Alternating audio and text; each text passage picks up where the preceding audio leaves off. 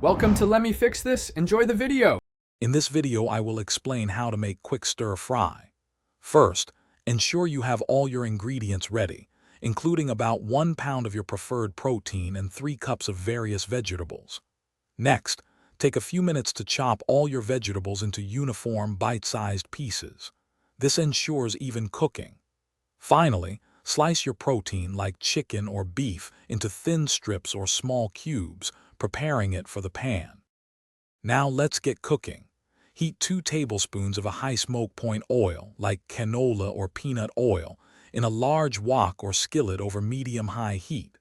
Once shimmering, add your protein and cook it until it's beautifully browned and fully cooked. Remove the protein and set it aside. Then, add your harder vegetables like broccoli or carrots, cooking for a few minutes before introducing softer ones, such as mushrooms or spinach. The secret to a great stir-fry is the sauce.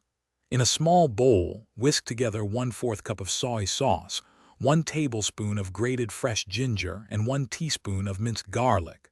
For a thicker sauce, add 1 tablespoon of cornstarch to this mixture and stir until smooth. Now, return your cooked protein to the pan with the vegetables. Pour the prepared sauce over everything, tossing to coat evenly. Continue to cook your stir-fry for just 1 to 2 minutes, allowing the sauce to thicken and beautifully coat all the ingredients. Once it reaches your desired consistency, remove it from the heat. Serve your quick and flavorful stir-fry immediately over rice or noodles. Garnish with a sprinkle of sesame seeds or some fresh chopped green onions for extra flavor and presentation.